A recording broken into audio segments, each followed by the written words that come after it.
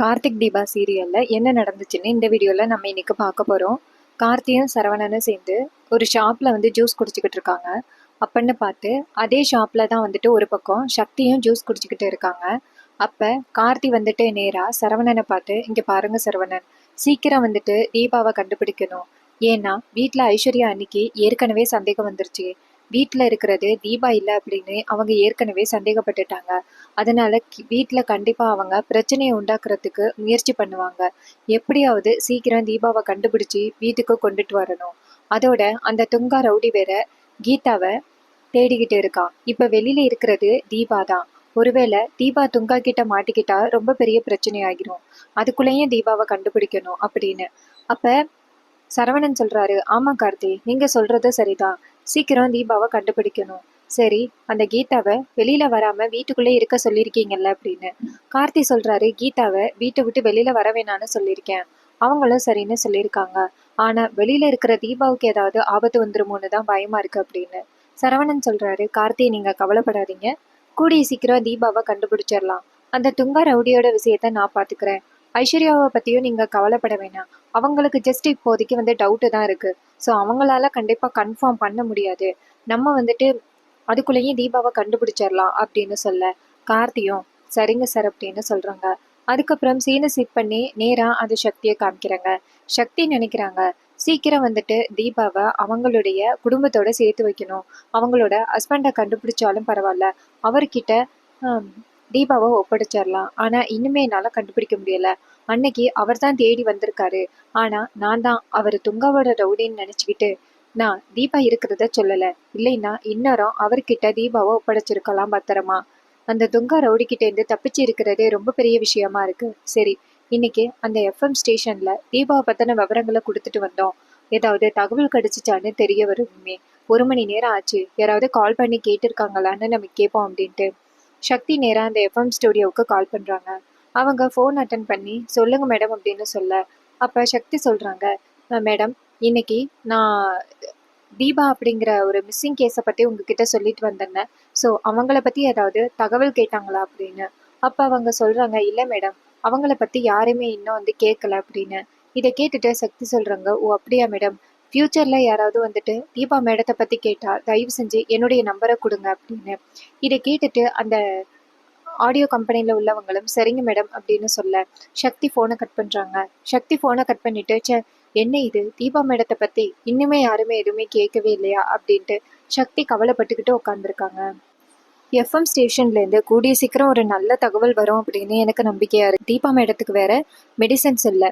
So medicines வாங்கிக்கிட்டு சீக்கிரம் வீட்டுக்கு போகணும் அப்படின்னு சொல்லிட்டு சர்வெண்ட்டை கூப்பிடுறாங்க. ஒரு பக்கம் கார்த்தியை காமிக்கிறாங்க. கார்த்தியும் அதே ஷாப்பில் தான் இருக்காரு. ஆனால் இது நம்ம சக்திக்கு தெரியாது. கார்த்தி அதே ஷாப்ல இருக்கிறது சக்திக்கு தெரியாது. கார்த்தி ஜூஸ் குடிச்சு முடிச்சுட்டு நேராக கிளம்பி வெளியில வர்றாரு. அப்ப சக்தி ஒரே யோசனையா இருக்கும் பொழுது கார்த்தி வெளியில போயிட்டு கார்ல ஏறுறத பாக்குறாங்க. அப்ப சக்தி நினைக்கிறாங்க, இவரு தானே அன்னைக்கு தீபா மேடத்தை தேடி வந்தாரு. ஐயோ, இவ்வளவு நேரம் இவர் இந்த கடையில தான் இருந்தாரா? ஆகா, இதை நம்ம பார்க்காம இருந்துட்டோமே அப்படின்ட்டு சக்தி சீக்கிரம் இவரை கண்டுபிடிச்சி இவர்கிட்ட தீபா மேடத்தை ஒப்படைக்கணும் அப்படின்ட்டு சக்தி இங்கேருந்து வெளியில ஓடியாடுறாங்க. அப்ப கார்த்தி காரை ஸ்டார்ட் பண்ணி கிளம்பிடுறாரு. அப்ப சக்தி காரை பின்னாடியே ஓடுறாங்க. சார், தீபா மேடம் என்கிட்ட தான் சார் இருக்காங்க சார், காரை நிப்பாட்டுங்க சார் அப்படின்னு சொல்லிட்டு பின்னாடியே கத்திக்கிட்டு ஓடுறாங்க. ஆனா கார்த்தி சரியா சைடு மிரரை கவனிக்காததுனால வண்டியை ஸ்டார்ட் பண்ணி வேகமா ஒரு டேர்னிங்ல கொண்டுட்டு போயிடுறாரு. அப்ப சக்தி ஓடி கார்த்திக் சாரை இப்படி மிஸ் பண்ணிட்டோமே. கொஞ்ச நேரத்துக்கு முன்னாடி பார்த்துருந்தா அவரை சந்திச்சு தீபா மேடத்தை அவர்கிட்ட பத்திரமா ஒப்படைச்சிருக்கலாமே. எவ்வளோ பெரிய தப்பு பண்ணிட்டோம் அப்படின்ட்டு சக்தி ரொம்ப சோகமா இருக்காங்க. அதுக்கப்புறமா சீனை செட் பண்ணி நேரா ஐஸ்வர்யாவை காமிக்கிறாங்க. ஐஸ்வர்யா நேரா வீட்டுக்குள்ள ஓடியாடுறாங்க. அத்தை அத்தை அப்படின்ட்டு. அப்ப வீட்டுல உள்ள எல்லாரும் வராங்க. எல்லாரும் வந்ததோட அபிராமி கேக்குறாங்க, என்ன ஐஸ்வர்யா, ஏன் இப்படி கத்திக்கிட்டு ஓடியாடுற, என்ன பிரச்சனை அப்படின்னு கேக்குறாங்க. ஐஸ்வர்யா வேகமா ஓடியாந்து கத்தனத்தோட அபிராமி கேட்குறாங்க, இப்போ எதுக்கு இப்படி கத்திக்கிட்டு வந்து நிற்கிற, என்ன வேணும் உனக்கு அப்படின்னு. அப்போ ஐஸ்வர்யா சொல்கிறாங்க, அத்தை உங்ககிட்ட ரொம்ப முக்கியமான ஒரு விஷயம் சொல்லணுத்த அப்படின்னு. அப்போ அருண் கேட்குறாரு, என்ன முக்கியமான விஷயம் சொல்லணும், என்ன இப்படி வந்து நிற்கிற அப்படின்னு. அப்போ ஐஸ்வர்யா சொல்கிறாங்க, ரொம்ப முக்கியமான விஷயம் சொல்லி ஆகணும் அப்படின்னு. அருண் சொல்கிறாரு, இப்போ வீட்டில் என்ன குழப்பத்தை உண்டாக்க போகிற, எதுக்காக இப்படி கத்திக்கிட்டு இருக்க அப்படின்னு கேட்குறாங்க. அபிராமி சொல்கிறாங்க, அருண் நீ எதுவும் பேசாதப்பா, அவ ஏதோ முக்கியமான விஷயம் சொல்லணும்னு சொல்றா, என்ன ஐஸ்வர்யா சொல்லு அப்படின்னு. அப்ப ஐஸ்வர்யா சொல்றாங்க, அத்தை இந்த நிக்கிறாளே இவ வந்துட்டு தீபாவே இல்லை அப்படின்னு. இது கேட்டதோட அபிராமி அதிர்ச்சியாகி, என்ன ஐஸ்வர்யா சொல்ற, இங்க நிக்கிறது தீபா இல்லையா அப்படின்னு. அப்ப ஐஸ்வர்யா சொல்றாங்க, ஆமாத்த இங்க நிக்கிறது தீபாவே கிடையாது, தீபா உருவத்துல இருக்கிற கீதாத்த அப்படின்னு. இதை கேட்டதோட அபிராமி அதிர்ச்சி ஆகுறாங்க. என்ன ஐஸ்வர்யா எப்படி சொல்ற, கல்யாணத்தன்னைக்கு அந்த ரியாவும் ரம்யாவும் மாஸ்க் போட்டுக்கிட்டு தீபா மாதிரி நடிச்சாங்க, ஆனா இவளை பாக்குறதுக்கு அப்படி தெரியலையே, அப்படியே தீபா மாதிரி தானே இருக்கா அப்படின்னு. அருண் சொல்றாரு, இங்க பாரு தேவையில்லாம பிரச்சனை உண்டாக்காதா ஐஸ்வர்யா அப்படின்னு. அப்ப மீனாட்சி சொல்றாங்க, என்னங்க எனக்குமே கொஞ்சம் சந்தேகமா தான் இருக்கு, ஏன்னா தீபா வந்துட்டு என்கிட்ட எப்பவுமே அமைதியா பேசுவா, என்னை எடுத்துரிஞ்சு பேசவே மாட்டா, ஆனா இப்பெல்லாம் தீபா என்னை எடுத்தறிஞ்சுதான் பேசுறா, அப்படி பேசுறத பார்த்தா தீபா இப்படி பேசவே மாட்டா அப்படின்னு தான் எனக்கு தோணுது, இவ தீபாவே இல்லை அப்படின்னு தான் எனக்கே தோணுது அப்படின்னு. அப்ப ஆனந்த் சொல்றாரு, ஆமாமா எனக்கும் அந்த சந்தேகம் இருக்கு, ஒரு நாள் உங்களுக்கு ஆரத்தி எடுத்தா பார்த்தீங்களா தீபா, அன்னைக்கு உங்களுக்கு ஆரத்தி எடுத்ததே தீபா ஒரு டைப்பாவே 1 2 3ன்னு சொல்லிக்கிட்டு எடுத்தா, ஸோ எனக்கும் சந்தேகமாக தான் இருக்கு அப்படின்னு. அப்போ மீனாட்சி சொல்றாங்க, ஆமாத்த எனக்கும் சந்தேகமாக தான் இருக்கு, ஏன்னா தீபா எப்பவுமே என்கிட்ட பாசமாக தான் பேசுவா, அக்கா அக்கான்னு உருகுவா, ஆனா இப்போ நான் பக்கத்துல போனாலே எரிஞ்சு விழுகிறா, இந்த விஷயத்துல ஐஸ்வர்யா சொல்றது சரியா இருக்குமோன்னு எனக்கு தோணுதுட்ட அப்படின்னு சொல்ல, இது கேட்டுட்டு அபிராமி அதிர்ச்சி ஆகுறாங்க. ஆனந்த் சொல்றாரு, ஆமாம்மா தீபாவோட ஆக்டிவிட்டிஸ் எதுவுமே சரியில்லை அப்படின்னு சொல்றாங்க. அருண் சொல்றாரு, அம்மா அப்படி ஏதாவது பிரச்சனையா இருந்தா கார்த்தி நேரம் நம்ம கிட்ட சொல்லியிருப்பாங்க, அவன் ஏன் இது வரைக்கும் நம்மகிட்ட எதுவுமே சொல்லவே இல்லை அப்படின்னு. அபிராமி நேரா கீதாவை பார்த்து, இங்க பாரு நாங்க எல்லாரும் இவ்வளோ பேசிக்கிட்டு இருக்கோம்னு நீ என்ன எதுவுமே பேசாம அமைதியா இருக்க, சொல்லுடி தீபா எங்க அப்படின்னு. அப்போ ஐஸ்வர்யா என்ன சொல்கிறாங்கன்னா, இங்கே பாரு எல்லாருமே கேட்குறாங்கன்னு நீ பாட்டுக்கு வாயை மூடிட்டு இருக்க, உண்மையை சொல்லு, நீ யாருன்னு சொல்லு, அத்தை கேட்குறாங்கல்ல, எத்தனை நாள் இப்படி ஏமாத்திக்கிட்டு இருக்க போற, உண்மையை சொல்லுடே அப்படின்னு சொல்ல. அப்போ கீதா அப்படி பொறுமையாக இருந்து பார்க்குறாங்க, ஆனால் கீதாவால் பொறுமையாகவே இருக்க முடியல. ஆனந்த் கேட்குறாரு, ஏய் உண்மையை சொல்ல போறியா இல்லையா, உண்மையை சொல்லு, நீ யாருன்னு சொல்லு, தீபா எங்க அப்படின்னு. அப்போ அருண் சொல்கிறாரு, அம்மா எனக்கு என்னமோ சந்தேகமாக இருக்குமா, இவ அமைதியாக இருக்கிறத பார்த்தா இவ தீபா இல்லையோ அப்படின்னு. அப்போ அபிராமி நேரா கீதாவை பார்த்து, இங்கே பாரு நாங்கள் எல்லாரும் கேட்டுக்கிட்டே இருக்கோம்னா வாயை திறந்து சொல்லு அப்படின்னு. அப்போ கீதா டக்குன்னு, ஆமாம் நீங்கள் நினைக்கிற மாதிரி நான் தீபா இல்லை கீதா அப்படின்னு. இது கேட்டதோட அபிராமிக்கு ரொம்ப அதிர்ச்சி ஆகுது. அப்போ அபிராமி சொல்கிறாங்க, நீ தீபா இல்லைன்னா தீபா எங்க அப்படின்னு. ஐஸ்வர்யா சொல்கிறாங்க, இங்கே பாரு இத்தனை பேர் கேள்வி கேட்டுக்கிட்டு இருக்காங்க, நீ பாட்டுக்கு வாயடிச்சு போயிருக்கு அப்படின்னு. அப்போ ஆனந்த் சொல்கிறாரு, இவ இங்கே இருக்கான்னா அப்போ தீபா எங்க, இவ தீபாவை என்னமோ பண்ணிட்டு இவ இப்படி பேசிக்கிட்டு இருக்கான்னு எனக்கு தோணுது, தீபாவை நீ என்ன பண்ண அப்படின்னு கேட்க எல்லாருமே அடுத்தடுத்து கேள்வி கேட்டுக்கிட்டு இருக்காங்க. அப்படின்னு பார்த்து கார்த்தி அந்த இடத்துக்கு வராரு தீபாவை கொட்டிக்கிட்டு. அதை பார்த்ததோட ஐஸ்வர்யாவுக்கு ரொம்ப பெரிய அதிர்ச்சி, என்னடா இது தீபா வந்துட்டாளே அப்படின்னு. அப்ப கார்த்தி இங்கேருந்து வந்துட்டு, அம்மா நான் சொல்றேம்மா என்ன நடந்துச்சு அப்படின்னு சொல்ல, அபிராமி நேரா தீபாவை பார்த்துட்டு தீபா அப்படின்னு சொல்ல, அப்ப தீபா சொல்றாங்க, அத்தை அப்படின்னு சொல்ல.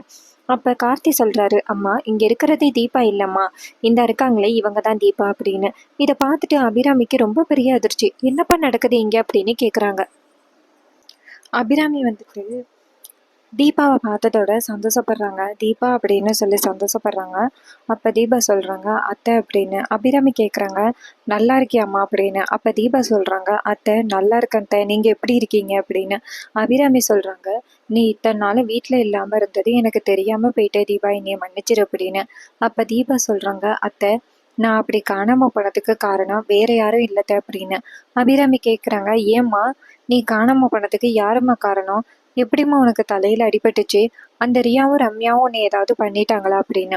அப்போ தீபா சொல்கிறாங்க, அத்தை அவங்க 2 பேரும் வந்துட்டு என்னை கொலை பண்ணுறதுக்காக துப்பாக்கியை காட்டி மிரட்டினாங்க அத்தை, நான் எப்படியோ அவங்க கிட்டேருந்து வந்து தப்பிச்சிட்டேன் அத்தை, ஆனால் கடைசியில் ஐஸ்வர்யா அண்ணி இருக்காங்கல்ல அவங்க தான் வந்துட்டு என்ன பாறையிலேருந்து பிடிச்சி தள்ளி விட்டுட்டாங்க அப்படின்னு. இதை கேட்டதோட அபிராமி அதிர்ச்சி ஆகுறாங்க. அப்ப ஐஸ்வர்யா கேக்குறாங்க, ஏ தீபா, எதுக்குடி பொய் சொல்ற? நீ அங்க இருந்ததே எனக்கு சுத்தமா எனக்கு தெரியாது. நான் எதுக்கு உன்னைய பாறையிலேருந்து பிடிச்சி தள்ளி விட போறேன் அப்படின்னு. அப்ப கார்த்தி சொல்றாரு, இங்க பாருங்க நீ இதுக்கு மேலே நீங்க பொய் சொல்ல முடியாது. தீபாவே சாட்சி சொல்லிட்டாங்க அப்படின்னு. இது கேட்டுட்டு ஐஸ்வர்யா அதிர்ச்சி ஆகுறாங்க. இங்க பாருங்க தம்பி, உங்க பொண்டாட்டி தேவையில்லாம என் மேல பழி போடுறாங்க, என் மேல உள்ள பகைனால அப்படின்னு. அப்ப கார்த்தி சொல்றாரு, இங்க பாருங்க, ஏதோ தீபா வந்துட்டு நீங்க கர்ப்பமா இல்லை அப்படிங்கிறத ப்ரூவ் பண்ணிட்டாங்க அப்படிங்கிறதுக்காக நீங்க தீபாவை பழி வாங்குறதுக்காக இப்படி பாறையிலேருந்து பிடிச்சி தள்ளி விட்டுட்டீங்க. நல்ல வேளை தீபா ஏதோ மரத்தையெல்லாம் பிடிச்சி தப்பிச்சிட்டாங்க. ஒருவேளை தீபாவுக்கு ஏதாவது ஆகியிருந்துச்சுன்னா என்ன பண்றது? அம்மாவோட நிலைமைய பத்தி யோசனை பண்ணி பாத்தீங்களா? உங்களுக்கு தீபா சாகணும், அது மட்டும்தான் உங்களுடைய கவலையே. நீங்க இப்படி இருப்பீங்கன்னு நான் கனவுல கூட நினைச்சு பார்க்கவே இல்லை. நீங்க பாருங்க, நீங்க இனிமே இந்த வீட்ல இருக்க வேணாம் அப்படின்னு அபிராமி சொல்றாங்க. நீங்க பாரு ஐஸ்வர்யா, நீ இப்படிப்பட்ட ஒரு கேவலமான பொண்ணா இருப்பன்னு என் வாழ்க்கையில நான் நினைச்சு கூட பார்க்கவே இல்லை. ஒவ்வொரு முறையும் நீ தப்பு பண்றப்போ நீ திருந்திருவ அப்படின்னு நினைச்சுக்கிட்டு நான் இருந்தேன். ஆனா நீ கடைசி வரைக்கும் திருந்துற மாதிரி தெரியல இல்ல அப்படின்னு. அப்ப அருண் சொல்றாரு, இங்க பாரு ஐஸ்வர்யா, இதுக்கு மேலேயும் உனக்கு மன்னிப்பே கிடையாது அப்படின்னு. அப்படின்னு பார்த்து மீனாட்சி சொல்றாங்க, சீ, நீ எல்லாம் ஒரு பொண்ணா இப்படி சொந்த வீட்டில் உள்ளவங்களையே கொலை பண்ண பார்க்குறியே, உன் கூட இந்த வீட்டில் நிம்மதியாக தூங்க முடியாது போலையே, எங்களையும் சேர்த்து கொண்டாலும் கொண்டுருவா போலையே அப்படின்னு. அப்போ கார்த்தி சொல்கிறாரு, அண்ணா, இதுக்கு மேலேயும் இவங்க செய்கிற தப்புக்கு மன்னிப்பு கொடுக்கவே முடியாது. தீபாவையே கொலை பண்ணுற அளவுக்கு போயிட்டாங்க, அதனால இவங்களுக்கு தண்டனை கிடைச்சே ஆகணும் அப்படின்னு சொல்லிக்கிட்டு இருக்கும் பொழுதே போலீஸ் வீட்டுக்கு வராங்க. போலீஸை பார்த்ததோட ஐஸ்வர்யாவுக்கு பயம் அதிகரிக்குது. அப்போ ஐஸ்வர்யா கேட்குறாங்க, எதுக்கு தம்பி போலீஸை வர சொல்லியிருக்கீங்க அப்படின்னு. அப்ப கார்த்தி சொல்றாரு, எதுக்கு போலீஸை நான் வர சொல்லுவேன்? உங்களை கைது பண்றதுக்காக தான் நான் போலீஸை வர சொல்லியிருக்கேன் அப்படின்னு. இது கேட்டதோட ரொம்ப அதிர்ச்சி ஆகுறாங்க ஐஸ்வர்யா. ஐஸ்வர்யா சொல்றாங்க, இங்க பாருங்க தம்பி, நீங்க என் மேல பொய்யான பழி போடுறீங்க. உங்க பொண்டாட்டி தலையில அடிபட்டதுனால ஏதோ பொய் சொல்லிக்கிட்டு இருக்கா. நீங்க அவ சொல்றத நம்புறீங்க, நான் சொல்றத நம்ப மாட்டேங்கிறீங்க அப்படின்னு. கார்த்தி சொல்றாரு, இங்க பாருங்க, இதுக்கு மேலே நீங்க பேசாதீங்க அண்ணா. இவங்க செய்யற ஒவ்வொரு தப்புக்கும் நம்ம ஒவ்வொரு தடவையும் மன்னிப்பு கொடுக்கறதுனாலதான் இவங்க இந்த மாதிரி ஒரு தப்பை தொடர்ந்து பண்ணிக்கிட்டே இருக்காங்கன்னா, அதனால இவங்களுக்கு தண்டனை கொடுக்கறது நல்லது அப்படின்னு. இது கேட்டதோட அருண் சொல்றாரு, இதுக்கு மேலேயும் ஐஸ்வர்யா கூட நான் கண்டிப்பா வாழவே முடியாது கார்த்தி. இவ ஒரு நேரத்துல சொத்துக்காக என்னையும் கொண்டாலும் கொண்டுருவா. அதனால இவளை இப்போதைக்கு இவளுக்கு தண்டனை கிடைக்கிறது தான் நல்லது அப்படின்னு. அப்ப ஐஸ்வர்யா சொல்றாங்க, அத்தை, தயவு செஞ்சு என்னை மன்னிச்சிருங்கத்த, நான் செய்யலத்த, என்னை மன்னிச்சிருங்கத்த, என்னை விட்டுருங்கத்த அப்படின்னு சொல்லி ஐஸ்வர்யா கெஞ்சுறாங்க.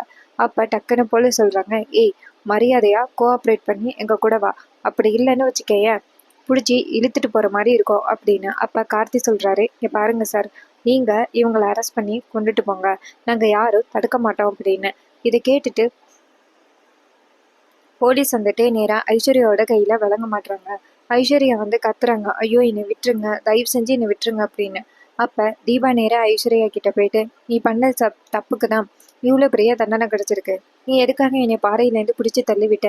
நல்ல வேலை நான் உயிர் பொழைச்சி வந்துட்டேன். நான் மட்டும் செத்துருந்தா என்ன நடந்திருக்கும்? உன் மேல எவ்வளோ பெரிய பழி விழுந்திருக்கும்? நீ எதுக்காக இப்படி பண்ற அப்படின்னு கேட்க ஐஸ்வர்யா சொல்றாங்க, ஏ தீபா, பொய் சொல்லாதடி, கண்டிப்பா உன்னை நான் பழி வாங்காம விட மாட்டேன்டி அப்படின்னு சொல்லிட்டு நேரா போலீஸை பார்த்து, நான் தப்பு பண்ணல, என்னை விட்டுருங்க, என் கையில விளங்க மாட்டாதீங்க அப்படின்னு சொல்லி கத்துறாங்க. இதை பார்த்துட்டு அபிராமி ச்சே, இப்படி ஒரு மருமகளை என் வீட்டுக்கு கொண்டு வந்தேன், இப்படி அடுத்தவங்க சொத்தையும் அடுத்தவங்களையும் கொலை பண்றதுக்கு இப்படி இருக்காளே அப்படின்னு சொல்லிட்டு அபிராமியை ரொம்ப ஃபீல் பண்றாங்க.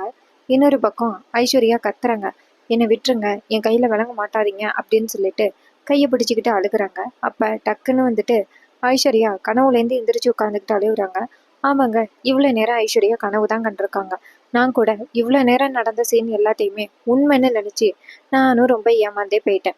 என்னடா இவ்வளோ சீக்கிரமா தீபா வீட்டுக்கு வந்துட்டாங்களே, இதுக்கு முன்னாடி உள்ள தீபாவை எப்படி காப்பாத்துறது, சக்தி கார்த்திகிட்ட எப்படி தீபாவை ஒப்படைக்கிறது, அதையெல்லாம் அப்புறம் அப்புறம் போட்டு காமிப்பாங்க அப்படின்னு நினைச்சேன்.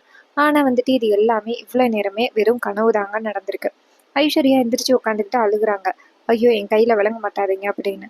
அப்பன்னு பார்த்து அருண் பக்கத்துல தூங்கிட்டு இருக்கிறவரு எந்திரிச்சு, ஏய் என்னடி கத்துற அப்படின்னு கேட்க ஐஸ்வர்யா சொல்றாங்க, இல்லைங்க, என் கையில யாரோ கயிறு கட்டுற மாதிரி கனவு கண்டேன், அதான் பயந்தேன் அப்படின்னு. அருண் சொல்றாரு, உன்கிட்ட நிம்மதியா தூங்கவே முடியாது போலயே, எப்ப பார்த்தாலும் எந்திரிச்சு உட்காந்து அழுதுகிட்டே இருக்க, ச்சே, உன்கிட்ட நிம்மதியாவே தூங்க முடியல அப்படின்ட்டு அவரு தள்ளி போய் உட்காந்து படுத்து தூங்குறாரு. இன்னொரு பக்கம் ஐஸ்வர்யா நினைக்கிறாங்க, அப்பாடா இவ்வளோ நேரம் நம்ம கனவு தான் கண்டோமா, நல்ல வேலை இது கனவா போச்சு. இது உண்மையிலே நடந்திருந்துச்சுன்னா அவ்வளோதான், என் நிலைமை என்ன ஆகியிருக்கும். அந்த தீபா வீட்டுக்கு வரவே கூடாது. அந்த தீபா வீட்டுக்கு வந்தா கண்டிப்பா உண்மையை வந்து சொல்லிடுவா. அதனால அந்த துங்கா ரவுடி கிட்ட அந்த தீபா தான் கீதான்னு அவங்கிட்ட அந்த தீபாவை காட்டி கொடுத்துட்டு நம்ம எஸ்கேப் ஆயிடணும். தீபாவை தீத்து கட்டட்டும். பாறையிலேருந்து தள்ளி விட்டோம். அந்த தீபா சாக முடியாதுன்னு அடம் பிடிச்சிக்கிட்டே இருக்கா. அவளை துங்கா கிட்ட மாட்டி விட்டுட்டு இங்க இருக்கிற கீதாவை நம்ம தீபாவாவே மாத்திருவோம் அப்படின்னு ஐஸ்வர்யா நினைக்கிறாங்க. அதுக்கப்புறமா சீனசி பண்ணி அந்த எஃப்எம் காமிக்கிறாங்க. எஃப்எம் ஸ்டேஷன்ல தீபாவோட பாட்டு போடுறாங்க. தீபாவோட பாட்டு ரொம்ப நேரமா ஓடுது. தீபாவோட பாட்டை எல்லாருமே ரொம்ப ரசிச்சு கேட்டுக்கிட்டு இருக்காங்க. அதுக்கப்புறம் தீபாவோட பாட்டு முடிஞ்சதோட அதுல ஒரு அனௌன்ஸ்மெண்ட் வைக்கிறாங்க. இப்ப பாடினவங்க பேரு தீபா.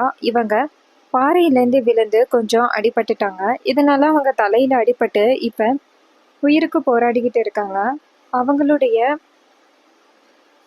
கணவன் மற்றும் பெற்றோர்களை நாங்க இப்ப தேடிக்கிட்டு இருக்கோம். அவங்கள பத்தின டீட்டெயில் கிடைச்சிச்சுன்னா எங்களுடைய இந்த ஆடியோ கம்பெனிக்கு வந்துட்டு காண்டாக்ட் பண்ணுங்க அப்படின்னு சொல்லிட்டு அதில் சொல்கிறாங்க. இதை வந்துட்டு எல்லாரும் கேட்டுட்டு ரொம்ப ஃபீல் பண்ணுறாங்க. இந்த பொண்ணு சூப்பராக பாடுறா, இந்த பொண்ணுக்கு இப்படி ஒரு நிலைமையா அப்படின்னு எல்லாருமே ரொம்ப கவலைப்படுறாங்க. அப்பன்னு பார்த்து சீனை சிப் பண்ணி நேராக நம்ம கார்த்தியை காமிக்கிறாங்க. கார்த்தி வந்துட்டு தீபாவை பற்றி கவலைப்பட்டுக்கிட்டு உட்காந்துருக்காரு. இன்னொரு பக்கம் தீபாவை காமிக்கிறாங்க. தீபா வந்துட்டு முணங்குறாங்க, கார்த்திக் கார்த்தின்னு. அப்போ அந்த சக்தி ஓடி வந்து தீபாவை பார்த்து, தீபா மேடம் ஏதாவது பேசுங்க அப்படின்னு சொல்ல, தீபா கார்த்தி கார்த்தின்னு புலம்புறாங்க. அப்போ சக்தி சொல்கிறாங்க, தீபா மேடம் இன்னும் சுய நினைவுக்கு வரல. அவங்க அன்கான்சியஸ் மைண்டில் இன்னும் கார்த்தி கார்த்தின்னு தான் புலம்பிக்கிட்டு இருக்காங்க. சீக்கிரம் இவங்கள அவங்களோட கார்த்தி ஹஸ்பண்டு கிட்ட சேர்த்தே ஆகணும் அப்படின்னு தீபா நினைக்கிறாங்க. சக்தி நினைக்கிறாங்க. இன்னொரு பக்கம் அந்த கார்த்தியன் காமிக்கிறாங்க. கார்த்தி கவலையா உட்கார்ந்துருக்காரு. அப்ப கீதா வந்து கார்த்தி தூங்காம இருக்கிறத பார்த்துட்டு எந்திரிச்சு, என்னாச்சு தூங்கலையா அப்படின்னு கேட்க, கார்த்தி சொல்றாரு, தீபா பக்கத்துல தான் எங்கேயோ இருக்காங்க, ஆனா எங்கன்னு தெரியல அப்படின்னு. அப்ப கீதா சொல்றாங்க, இங்க பாருங்க, தீபா தான் உயிரோடு இருக்காங்கன்னு தெரிஞ்சு போச்சுல்ல, நீங்க கவலைப்படாதீங்க, கண்டிப்பா தீபாவை கண்டுபிடிச்சிடலாம் அப்படின்னு. இதை கேட்டுட்டு கார்த்தி சொல்றாரு, தீபாவை கண்டுபிடிச்சிருவேன்னு எனக்கும் நம்பிக்கை இருக்கு, ஆனா அவங்க எங்க இருக்காங்கன்னு தெரியல அப்படின்னு. அப்ப கீதா சொல்றாங்க, ஏதாவது ஒரு சின்ன துப்பு கிடைச்சாலும் நீங்க வந்துட்டு ஈஸியா கண்டுபிடிச்சிருவீங்க, ஆனா எல்லா பக்கமும் க்ளோஸ்டா இருக்கே அப்படின்னு. கார்த்தி சொல்றாரு, ஆமா தீபாவை கண்டிப்பா கண்டுபிடிச்சிருவேன்னு எனக்கு நம்பிக்கை இருக்கு. அதோட இன்னொரு விஷயம், ஐஸ்வர்யா அன்னைக்கு உங்க மேல சின்ன சந்தேகம் வந்துருச்சு, அதனால நீங்க கொஞ்சம் பாதுகாப்பா இருந்துக்கோங்க அப்படின்னு. இதை கேட்டுட்டு கீதா சொல்றாங்க, இது எனக்கு ஏற்கனவே தெரியும் சார், எப்போ பார்த்தாலும் இந்த பொம்பளை என்னை வந்துட்டு சந்தேகமாவே பார்த்துக்கிட்டு இருக்கா. ஸோ அவளுக்கு என் மேல சந்தேகம் இருக்குன்னு எனக்கு வந்த அன்னைக்கே தெரியும். அதோட அவகிட்ட ஏதோ ஒரு தப்பு இருக்கு சார், அதான் சார் அவ பயப்படுறா அப்படின்னு. இதை கேட்டுட்டு கார்த்தி சொல்றாரு, எனக்கும் ஆரம்பத்திலேருந்து தீபா காணாம போனதுலேருந்தே அவங்க மேலதான் சந்தேகமா இருக்கு அப்படின்னு சொல்றாரு கார்த்தி. ரொம்பவே சூப்பரா அப்கமிங் எபிசோட ஃபினிஷ் பண்ணியிருக்காங்க.